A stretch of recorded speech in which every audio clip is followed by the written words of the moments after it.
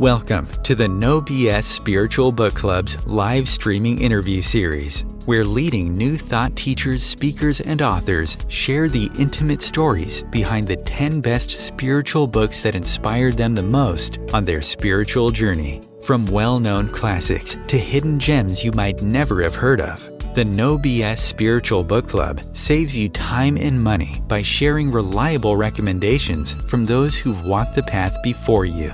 The No BS Spiritual Book Club, the only no BS guide to the best spiritual books to inspire your own journey of self-discovery. Here's your host, founder of the No BS Spiritual Book Club, Sandy Sedgbeer. Hello and welcome. Joining me today to share the 10 best spiritual books chosen from his collection of over 3,000 volumes is author, filmmaker, UFO enthusiast, avant-garde spiritualist, and host of the award-winning New Realities TV series, Alan Steinfeld, whose latest book, Making Contact, Preparing for the New Realities of Extraterrestrial Existence, has been described as the perfect book for anyone who wants extensive details of ET existence. And yes, we are going to hear more about that later in the show. But first, let's learn about Alan's journey from would-be psychologist to consciousness explorer, TV producer, and host and MC of the largest UFO event in America, Contact in the Desert, through the lens of the 10 books that inspired him the most. Alan Steinfeld, welcome. So nice to be with you. Thank you for your invitation. You're welcome. So I'm sure viewers can't wait to hear more about your book, but we are saving that for dessert. What I want to know, first of all, is growing up, you preferred maths to reading. What happened to change that? That's a good question. I was really, it was difficult to read, first of all, because I was taught the wrong way to read. I was taught phonetically, and all I had to do was recognize the letters and know that that was the word. I couldn't sound out everything, but we were taught phonetically, so I wasn't so much into the phonetics of it. I was more into the visuals of the word. So each word they say you have to sound out, and I just taught myself to read, basically. So it was slow. I was a slow reader. I didn't feel comfortable reading. And so math was a really great way to exercise my mind and see the world that way, logically. But then in high school, this is where it made the difference. We had to take English literature, and we were told to read The Scarlet Letter, which was the first American classic by Nathaniel Hawthorne. And it was so descriptive, and I was very visual, and it was very much, I would see pictures when I would read. So it helped me see that world that the author was describing. And also the other thing about novels is that you feel what the characters are feeling. So I was able to sense the emotions in that book and said, wow, there's this whole world that I had ignored because I didn't like reading. I didn't like the basics of ridiculous books they teach you to read in like elementary. So see Dick and Jane run, all that. And I just felt like I was seeing a new world through literature for the first time, 11th grade. Yes. And then you went to college to study psychology and uncover the secrets of human behavior, only to have that intention derailed by D.H. Lawrence's Women in Love. What was it about that book that had you switch your major to literature?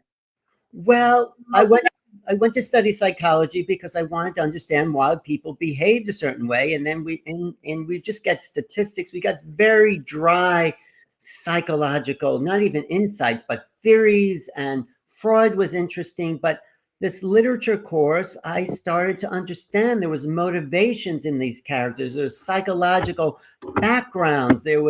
And Lawrence, I haven't read a lot of him, but he is very much, from what I remember, because it's been a while, the understanding of why people act a certain way.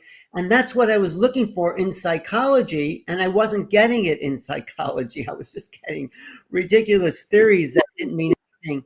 And these were people in these books that seemed alive and present, and you could understand their thoughts by reading the language of Lawrence and their passion.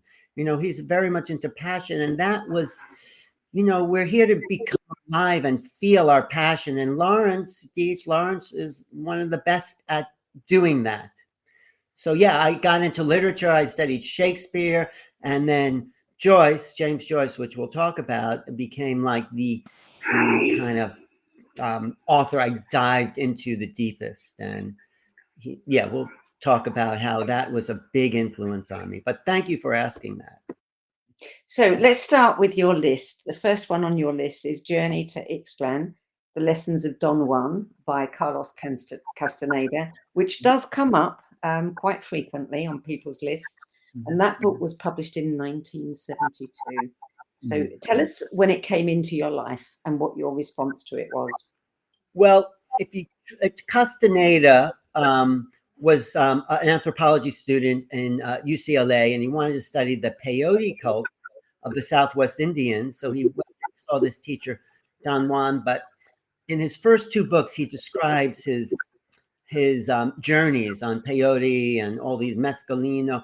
But in the third book, which is The Journey to Ixtlan, he says, it wasn't about all those plants, those hallucinogenic plants. It was about a spiritual understanding of our relationship to the earth, to the cosmos. So that book sort of set me on this understanding of what shamanism was all about. It wasn't hallucinogenics. It was about, as Castaneda says, becoming a people of knowledge, seers, not brujas, sorcerers, which is what he describes his teacher Don Juan in the first two books. In the third book, he says, this is a man of knowledge.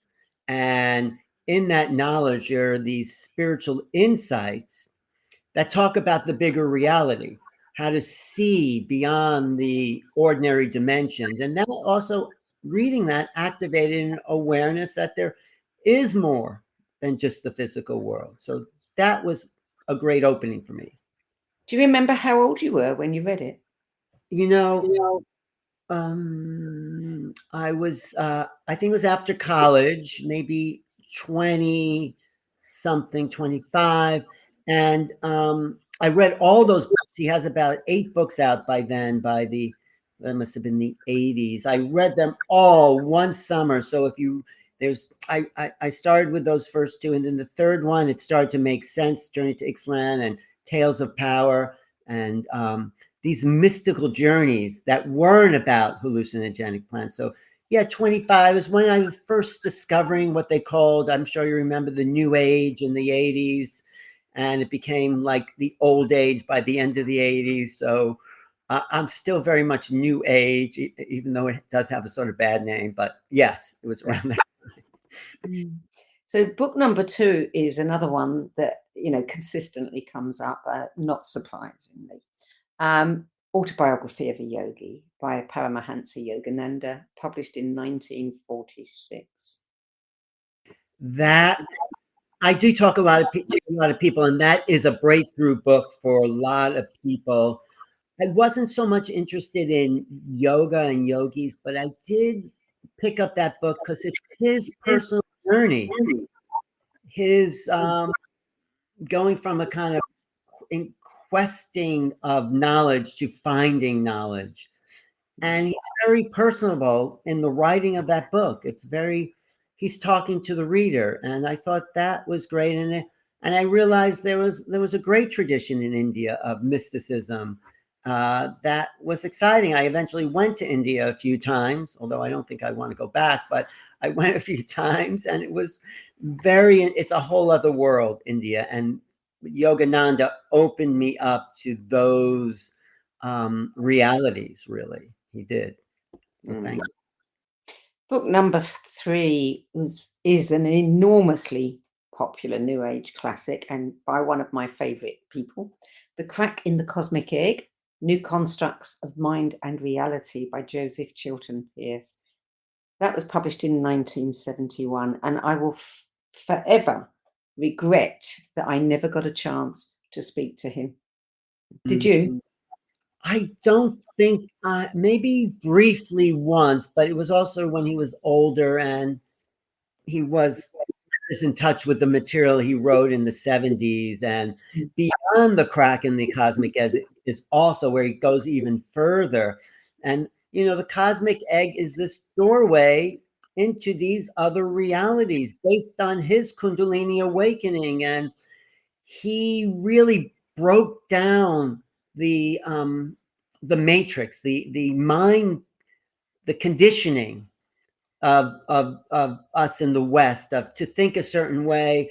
And that crack is us getting out of the box of this limited way of thinking and seeing, wow, there is a soul in the Western tradition, not just in the Eastern tradition, and that we are capable of tapping into these great parts of ourselves, these potentials that no one had talked about. And he talked about his own awareness that he was greater than his education, his mind, his brain. We're basically brainwashed in the West to think a certain way. And that book, The Crack, is the crack in that mind control matrix. So that's an important book, I think, for anyone. And Beyond the Crack in those books, and then the other books he did afterwards are also valuable, because he was a brilliant guy, and he also was good friends with Robert Monroe at the Monroe Institute. So there was this crossover into. My favorite book of his is Magical Child, which I think is required reading for any parent. Oh, thank you for that. Yes, his educational ideas are very important. That's a good one. I think I have it, but I don't think I've read the whole thing. Thank you, Sandy. Thank you. So book number 4. Now, this is one that I haven't come across. It is The Red Lion, The Elixir of Eternal Life by the Hungarian writer Maria Zerpes, and this was published in 1946. It was published in 1946, but it had been written 20 or 15 or 20 years earlier, but it was suppressed because of the war. And it was still sort of suppressed because it was so radical. So this book was first very important to me personally. It's the history of alchemy told through the eyes of an initiate who takes, do you know about alchemy? Do you know the levels of alchemy? So there's something called the Red Lion, which is an elixir that opens up the psyche to how to create the elixir of life, basically. But the book is about this initiate taking that red lion too early in his spiritual development, and he goes down into the darkness of his soul. And you follow the character of lifetime after lifetime, from a very low level of consciousness to his evolution. And it's about 4 or 5 lifetimes in this book, and it's a novel, but you're going through his dark night of the soul and all his trials and tribulations, and until finally he raises up in like the 3rd or 4th lifetime to see the illusion of those dramas, and he meets his teacher, Saint Germain. And so Saint Germain becomes a big part of the last part of that book. And it's an evolution of the soul on a journey to being the master, the magi, the magus.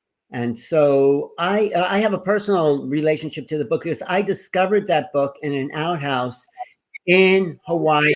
I was on vacation and this book was laying around, and I found out a woman she was actually dying, bought that book for all her friends on Maui, and she wanted them to know this story of because it traces the history of alchemy as well.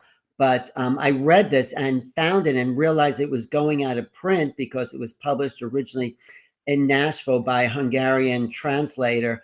And I brought this book to a publisher and I said, this is a fantastic book, and no one had really heard of it. So I brought it to the Ramtha School, actually, and this woman, Michelle Hawkins, who had Horace Publishing, decided to get the English rights for that book and republish it. And that's why we know about that book today, is because I found it, brought it there, and it was at least the English edition was saved. And now you're going to love this book, Sandy. You are. This is it's probably my favorite book on the list, if you must know. And Really? it's such a great overview of the alchemical tradition, the Western mystical tradition, and the awakening of spirit. So I love that book. Yes, thank you. So, I mean, that's a wonderful thing to find a book and then to get it republished. Is that the only one that you've done that with? Yes, because I mean, most of the books are books that are out there that just happened to fall into my lap. And I knew there weren't many copies left. And when I brought it to this publisher, they realized it was going out of print. It would have gone out of print. And she bought the rights to it because she was a publisher and had a better translation from the Hungarian, because Maria Zépis was a Hungarian writer, very mystical. I think she has a few other mystical books you might like to see. And she was not known in the West, except for, I think this woman found that the Hungarian family was living in Nashville, and that woman brought that book from Nashville to Hawaii. And then I think it's gotten to be a very popular book. So read it. I'd like to know what you think of that book. It's intense. It goes into the dark side and into the light, but it covers the range of human emotion and the experiences of the soul. You know, my teacher said you have to know all aspects of the human experience in order to own the experience. So you get off the wheel of incarnation. If it's all just light and love, that's great, but you don't really understand the totality of the human experience. And so, you know, it doesn't mean you have to do everything, but you can feel. We're here to feel what it is to be human, the totality of that human experience. So that book helps in that manner. Yes. Well, that's a wonderful story, and it's a great service that you've done. I did it because I love that book and I wanted people to read it too. So I brought it to these people and said, do something here. But thank you. Yes. I'd love to find old classics. There are some great old classics that people have taught. Like I wrote in my biography, if you want to learn something new, read an old book. I love it. I mean, yeah, I always go looking at the books that are on people's lists, and you know, from time to time, I come across one that you just can't get unless you're willing to pay $150 or something. And you know, it would be lovely to have a company that specializes in bringing them back to life. Yes. Well, look for that book. I think you can still get it on Amazon for a good price. I mean, there's other classics. I haven't even, like Jean Gebser. Gebser was a big influence. The Ever-Present Origin. It's not a novel. It's one of the first really academic, multicultural understanding. I think it influenced Joseph Campbell, Terence McKenna. It influenced Ken Wilber. Gebser is a very important author. I think writing in the 1920s and 30s. And he puts together a lot of connections that had influenced all these thought leaders that we're hearing about today. So I didn't put that on the list. I haven't finished reading it because it's very dense, but yes. So book number 5, another one that comes up often, Zen and the Art of Motorcycle Maintenance, an Inquiry into Values by Robert M. Pirsig. And that was 1974.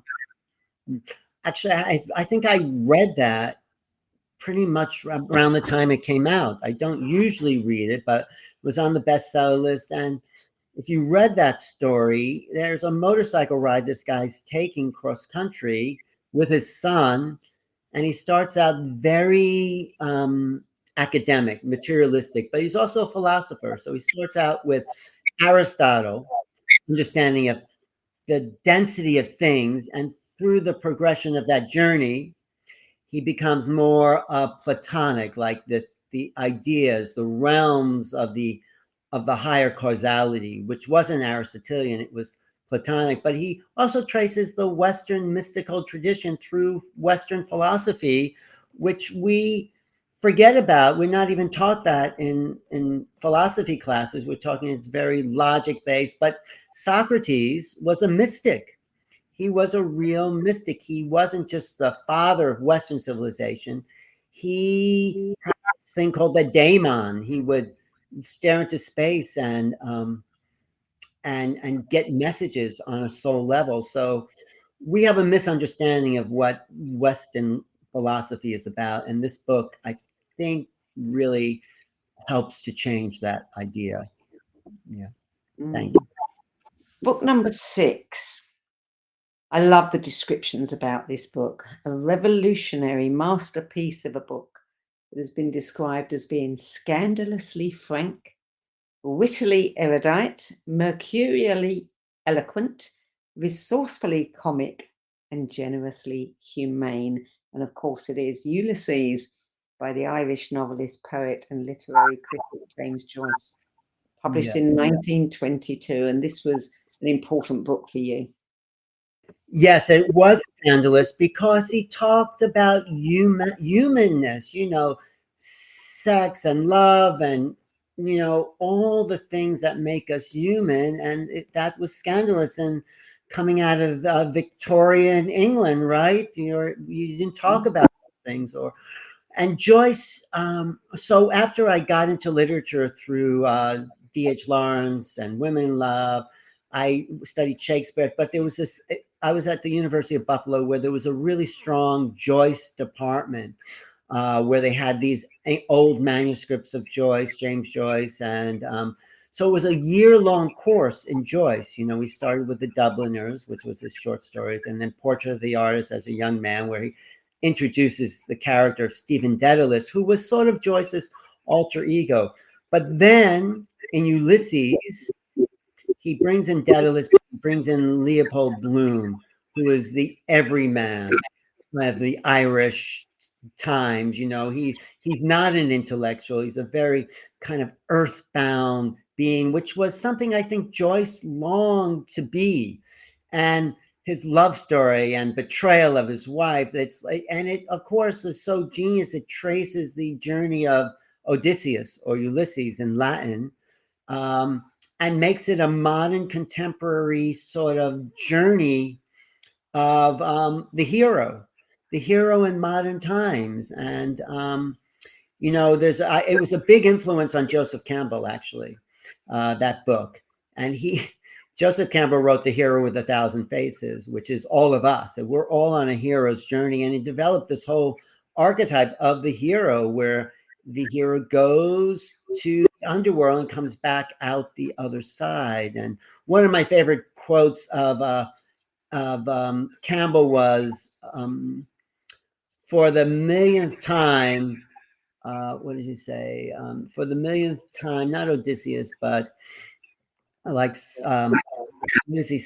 Oedipus crosses the street at 5th Avenue and 42nd Street looking for an adventure, something like that. He takes the whole archetypes of mythologies, which I studied mythology too, and realized what Jung said, that mythologies are not fable stories, but they're myths to live by. They're things that set our journey and connect us to the bigger archetype. So Joyce does that in such an intricate way. The other thing about that book is you're inside these characters' mind. You're thinking their thoughts, which makes it so cathartic. The great thing about literature, novels, is that it's a catharsis release for the reader.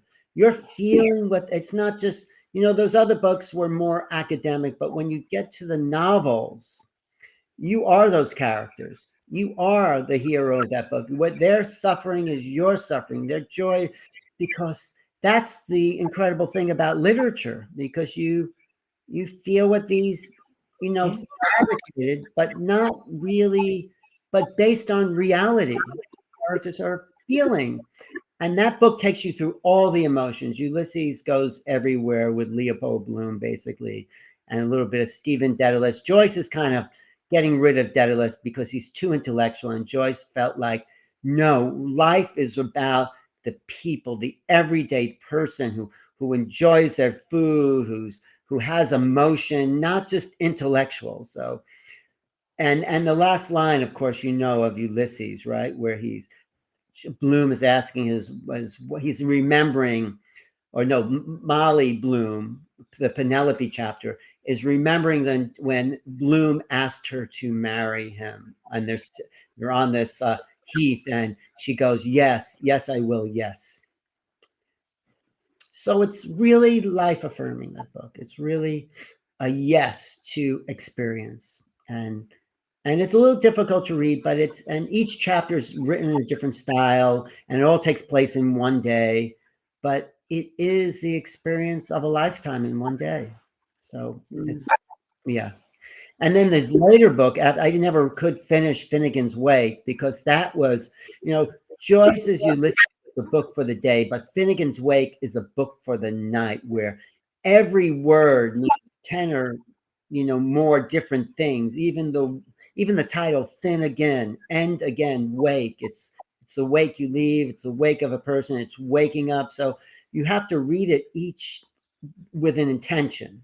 You read Finnegan's Wake. Well, how do you want to read that book? So in a way, it's quantum. It's all based on the observer. So, but that's another time we'll talk about that book. Thanks. Okay, we're going to take a short break now. You're listening to a No BS Spiritual Book Club interview and sharing the 10 books that had the biggest influence on his life journey today is filmmaker, UFO enthusiast, and producer and host of the award-winning New Realities TV series, Alan Steinfeld. We'll be back with more of Alan's 10 best spiritual books and some revelations from his latest book, Making Contact, Preparing for the New Realities of Extraterrestrial Existence, after this break. Stay tuned. Om Times TV. Maya Angelou once said that there is no greater agony than bearing an untold story inside you. I'm Sandy Sedgbeer, and when I'm not hosting Om Times Media's flagship radio show, What Is Going On, and the No BS Spiritual Book Club, I help people share their untold stories. Books are my life, my joy, and my passion, and there is no greater reward than helping aspiring writers get their books out of their heads and into the hands of those who are waiting to read them. If you feel that you have a book in you but don't know where to begin, visit sedgbeer.com.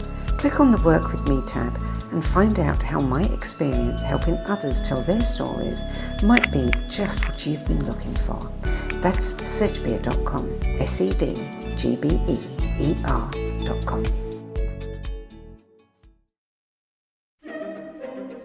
Imagine becoming a super influencer. Reinvent yourself, invest in your brand, and then manifest your success with a robust spheric approach. Om Times Media and Broadcasting offers a unique and multifaceted way to become the spiritual and conscious influencer you deserve to be by putting your message across our powerful platform with its proven record of integrity and excellence. Through our produced shows, Om Times offers the opportunity to become a social media TV personality, a radio show host, an Om Times magazine columnist, and a syndicated podcaster, all in one shot.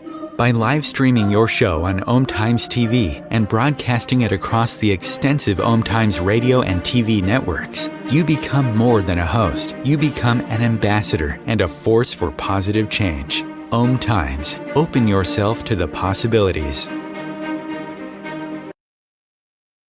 There are 16 million children struggling with hunger in America. That's 1 in 5 daughters, sons, neighbors, and classmates who don't know where their next meal is coming from. Yet billions of pounds of good food go to waste every year.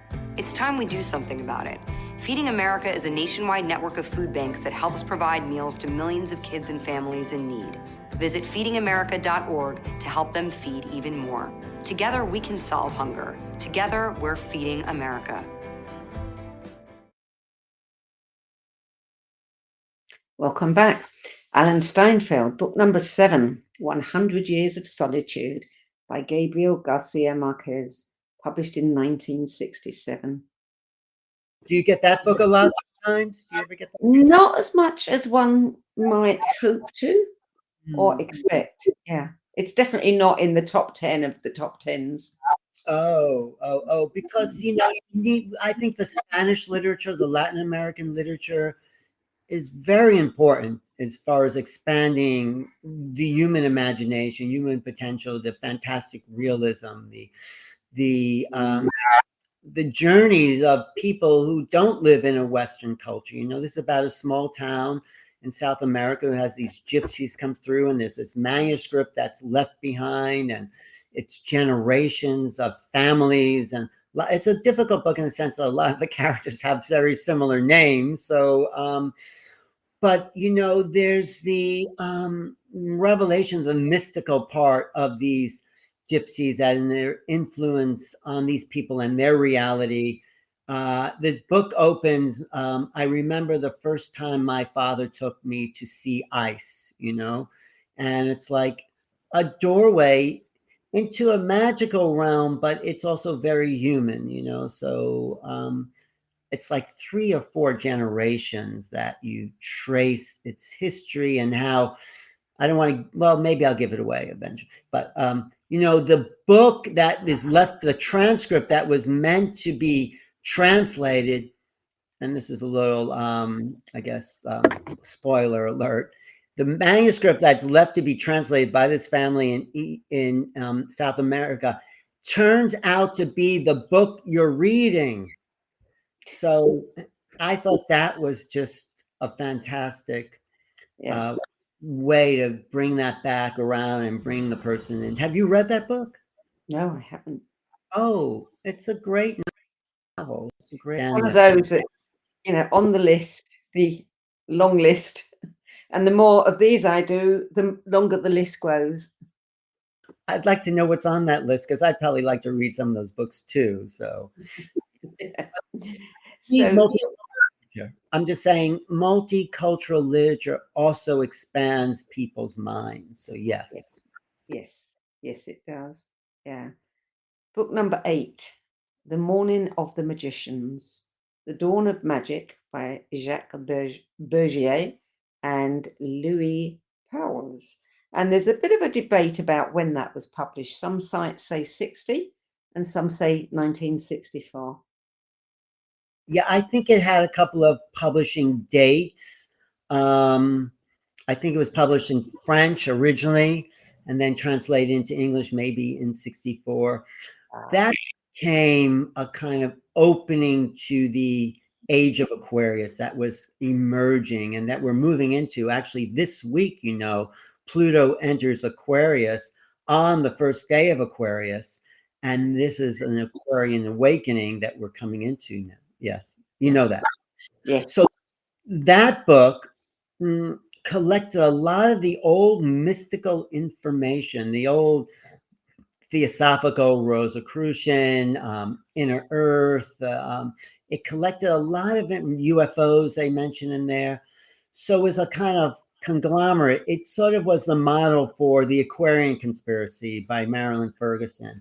It's like how you get all this information and put it together as a kind of evolutionary factor. So The Morning of the Magicians, I think, is one of the most important books in modern culture, because those new ideas that were percolating, that became a reality actually later on, were, seated in that book.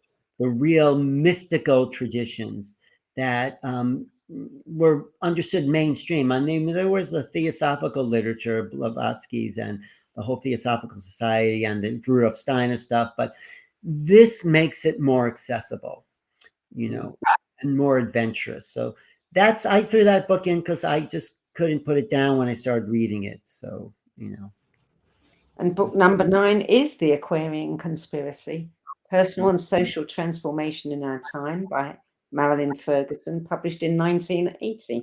And I have read that one. Yes, that was the beginning of what was called the New Age. That was kind of We've got some interference on the line. Actually sounded like an ET in its death throes. Sounded very weird, but it's gone now. So continue. could have been my people trying to jump in there. But Marilyn puts together the whole sequence that was leading up to the Aquarian age that we're now entering. The Aquarian conspiracy is the idea that there's this undercurrent of mystical, spiritual literature that is about to make itself known in the 80s. And that's what we talked about earlier, is that the 1980s was a reiteration of the 60s revolution, which began also, let's say, at the end of the 19th century. But the 80s brought out channeling and consciousness. Consciousness became another word for God, and all those elements that we are now living in that are now mainstream. Even the idea of health food stores, there weren't any in the 1980s. And when I first walked into Whole Foods in Dallas, I said, wow, it'd be great if there was one of these in every city. And now there is, at least in the US. So that was an awakening. Marilyn Ferguson led a revolution in that time and talked about all the things that we are now experiencing as everyday reality. Ascension, how does the body ascend? How does human consciousness become a multidimensional being, aspects of knowing, that book I think is still, it's a little dated now. I picked it up recently, and because it's already like integrated. So, but important for the time, 1980. Yes. Well, book number 10 is The Tao Te Ching by Lao Tzu, written somewhere around 400 BC. I have a really strange experience with that book because I think I was going through a hard time. Maybe it was a breakup with somebody, a woman, and I was sleeping in my bed. I have a bookshelf sort of around my bed because you have to, I filled up my living room with the books, so had to put them in my kitchen and then in my bedroom, all around my bed, because I'm in a small apartment in New York, so there's just that Erasmus saying, when I have money I buy books, if I have anything left I buy food. That's Erasmus. But so I was dreaming, I was having this kind of lucid dream, and I saw all this energy coming off the books that were on my shelves, but there was one book that didn't have any energy coming off of it. And as I woke up out of that dream state, I said, what is that book? And it was the Tao Te Ching, because all these other books had sort of an egoic sort of presence to them. They're all written by people and they had a point to make, but the Tao Te Ching wasn't really written by, maybe it was written by a Lao Tzu, a character named Lao Tzu, but in Chinese, Lao Tzu means old child. It's a contradiction. So it's really a book of wisdom that came down through the Taoist literature. And Taoism isn't a religion, according to me and others. It's a way of life. It's the Tao. The Tao that can be known is not the true Tao. If you can name it, it's not it, because naming is a limitation on experience. The Tao is something to be experienced. It's the flow of time and space through human consciousness, and it's always flowing through us. And so that's become a really important way of understanding reality. It's like we want to put reality in a little box, and you can't stop the river from flowing. If you take the water out of the river, it's not the river anymore. It's just a bucket of water. So there's, Heraclitus' term, you can't step in the same river twice. So the Tao is still a very important book. And I think I have 100 translations because, it's been translated thousands of times. And the Chinese who translated the old Chinese didn't, according to me, understand the Western spiritual mentality. So that language is archaic. And then some people who understood that didn't understand like the Chinese understanding of certain words. So, you have to read a lot of books. I think maybe I'll eventually do my own translation of the Tao Te Ching, because I'm not saying I understand it better than others, but you have to read a couple of different versions to understand what Lao Tzu or whoever it was actually meant by some of that, like there's I think about how many different stanzas, about 98 different little paragraphs in the Tao Te Ching. You read it, right, Sandy? I've looked at it. I Right. can't say I've read it. I forgot how many there are, maybe 90 or 64. But one that stands out is that a country does not need leaders. Nature is the leader. It's only when we fall when we disconnect from nature that we need leaders, and and then when we fall even further, we need laws, and then and so it's a great summation of how the world could be if people followed the Tao, the true natural flow of time and space through existence. That's the Tao, I mean, to me. And you can't name that. And it's ongoing and it's forever. And consciousness is a big part of the Tao Te Ching. One more thing about that book.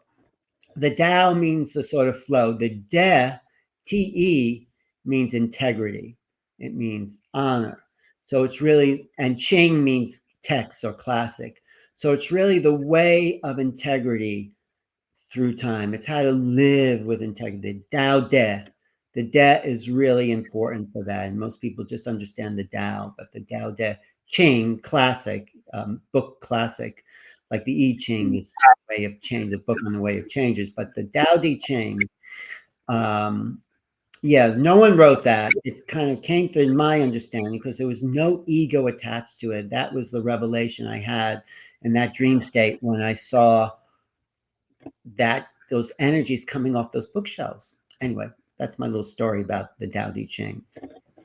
And that's the 10th book on your list. So now we get to talk about you and the dessert that I promised our viewers, which is talking about your new book, Making Contact, Preparing for the New Realities of Extraterrestrial Existence. And this has been described as, embracing the most exalted moment in history, meeting the cosmic others. So tell me about the book. Why have you written it now? Well, first of all, it's in the news. I mean, the U.S. government has finally acknowledged after 77 years since Roswell, yes, there are things in the sky that we can't explain. This was been denied for all that time, and they kept, no, people are seeing things and making things up, and there's nothing out there, and we would tell you, but we've been lied to, basically. And now finally the truth is coming out because there's whistleblowers inside these UFO programs that are saying, yes, we've seen crash retrieval, we've seen bodies. I mean, no one really knows what's going on. So this book is really told from the perspective of 11 different authors and I became obsessed with the subject because I think I had an experience and wanted to know everything about it. So I went to all the conferences, met all the key people like John Mack, who's no longer with us, but was a Harvard psychiatrist who said, no, these people aren't crazy or having experiences. You know John Mack's work? I do. So I met John and Bud Hopkins and Whitley Strieber and Linda Moulton Howe. Actually, you have a essay by John Mack, even though he's no longer with us. I talked to his archivist, and it's the first time this essay is in print in this book. So the book is 11 different essays, including my own, told from different perspectives about this UFO phenomena, because no one has the whole truth.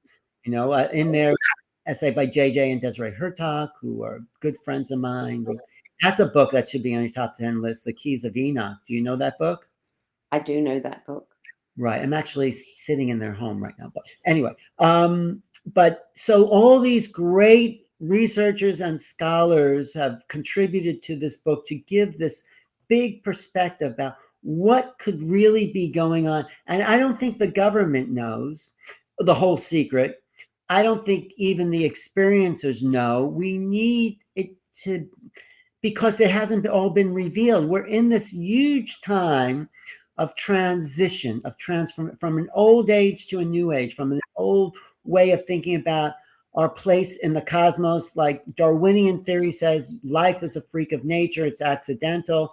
But then you talk to people like Bruce Lipton, who I just saw recently, said, no, life isn't an accident. And I say, not only is it not an accident, it's an emergent property. So we're not the only place in creation that has sentient life. It's everywhere. And we've been, I think, lied to. Also, the materialistic point of view has kept us in this little box thinking, no, it's all causal accidents and nothing has any meaning. But when you realize that life is an emergent property of creation itself, means that it's everywhere, and consciousness is not an aspect of entropy, but of complexity, then you see maybe there's a meaning to everything that happens and everything we see and our interactions. And that's what literature does too. It gives meaning to people's lives. You know, great books do that. And I tried to do that in this book, kind of give an overview. So the subtitle is Preparing for the New Realities, which is my kind of company name, New Realities of Extraterrestrial Existence. Preparing is, you need to know something's there. Otherwise, you know, you're surprised, you're shocked. But this book opens people up. I'll tell you an interesting story if you want to know about preparation. Like, so it's a little embarrassing, this story, but I'll tell it anyway.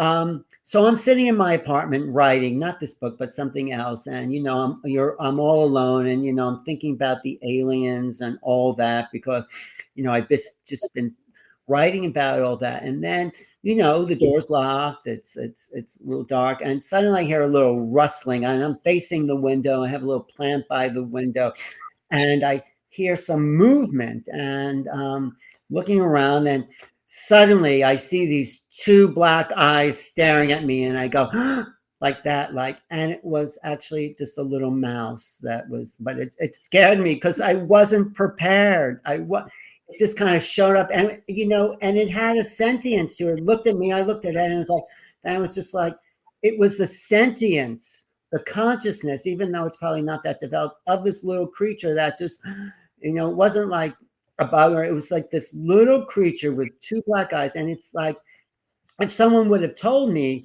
you know, we might have a little visitor, then I wouldn't have been as shocked. But when something shows up and you're not prepared, even though it's this little harmless thing that eventually I got rid of, but, you know, I didn't kill it, I threw it out. But it's shocking just to be taken off guard. So preparing for the new realities means, yes, there's something bigger, and if you know of it, you will not be shocked. The thing that people are afraid of, and that's been true of the abduction phenomena, is that they haven't been prepared. And this is one of the things John Mack talked about, ontological shock. Suddenly, you're seeing things that are not in your reality. So this book is a kind of laying out of the possibilities and the experiences. I have Whitley Strieber in here. It's one of I should give you my top 10 UFO books sometime. But yes, do. I almost put Communion, which is such an important book that also prepares people, but preparing it from multiple perspectives. George Norrie writes the introduction from his perspective, and I have my story of my contact. So we're coming into a time where we need to know reality is not what we think it is, you know? And the more we can know that, the more prepared we are to meet the others, because they're showing up. There's more worldwide sightings. There's more people having dreams because they appear in these altered states. Like when beings show up, and this has been my experience, it shifts your conscious awareness. It becomes an altered state of reality, because the emanation of their conscious field distorts our conscious field, because it creates a bigger vacuum. And some people feel a loss of identity, and it has been traumatic. There is a traumatic, I mean, there's people having space beings and great, you know, experience, but there's also the other part of the population. It's like totally, oh my God, this is not supposed to be in my reality. So if you know that this can be in your reality, it calms, it lessens the kind of freak out experience when you actually meet them. And then we have to rise to the occasion of changing our consciousness so we can meet them as equals.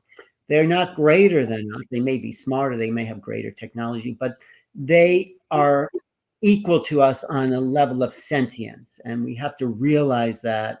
And that's the point I try to also make in this book. It's like we need to evolve out of this old materialistic way of thinking. Science used to say it's either a wave or a particle, energy or matter. Well, we're much more energy than we are matter. And when we come into that understanding, I think we'll be able to meet these beings more on equal playing field. And that's what they're waiting for, in my opinion.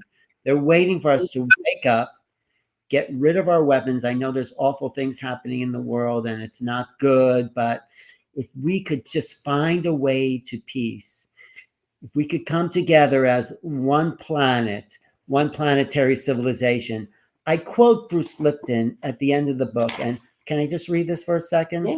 Because I think, Bruce was he was another huge influence in my understanding of who we are and why we're here. So Bruce says, the next level of our evolution is to recognize we're all cells in a larger community coming together to share awareness.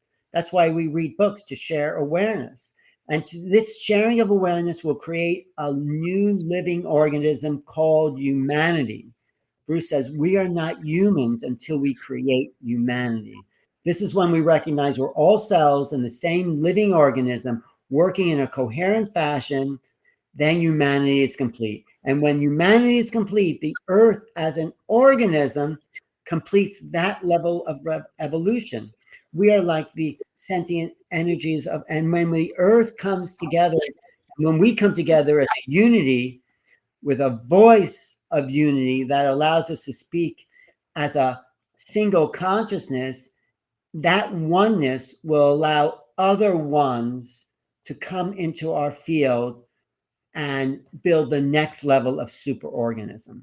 So us coming together in coherent fashion, which is what we're doing, talking and exchanging and loving and being our best version of ourselves we can be, we become that sharing of human compassion brings us together into oneness. And when we become one, we could share with other ones and become part. We've been isolated from the rest of the galaxy because of our barbaric ways. But I think coming into oneness will open the doors to technology, to the arts, to so much of potential that waits for humans to grow up out of this warlike nature that's been existing for thousands of years. If we can't even accept people of different color, creed, faiths, etc., on this planet, we're certainly not ready to accept others. But do you think it's, we are going to experience beings here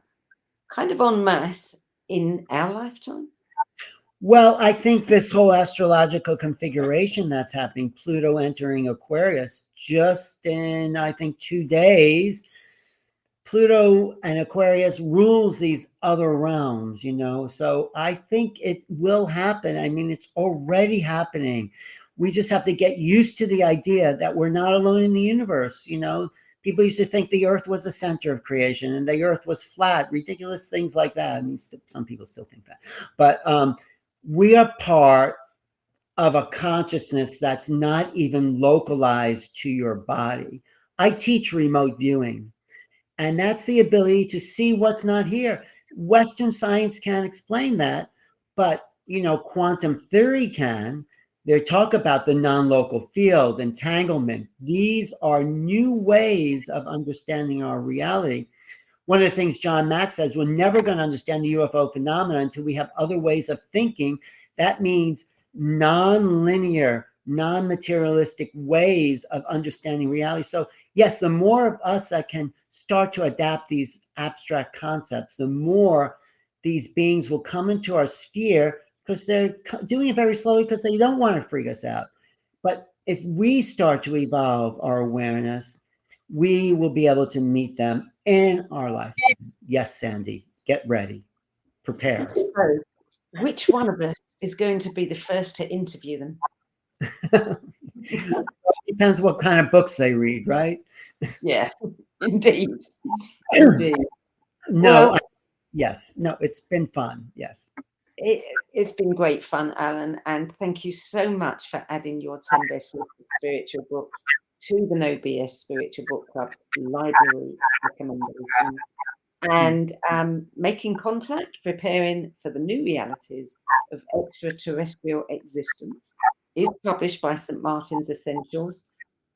And Alan and I will be doing another interview solely about the book, and you can also catch up on Alan's interviews on youtube.com/new realities. And you can So, get you can order the book on Amazon, actually. good. Yeah, thank you for that. So this show is also available as a free podcast on the Om Times website and on Spotify, iHeartRadio, and all the major podcast platforms. So that's it for this week. I'm Sandy Sedgbeer. I'll be back at the same time next week with another 10 best interview for the No BS Spiritual Book Club. Till then, it's goodbye from me, and thank you again to Alan Steinfeld. Thank you, Alan. Thank you.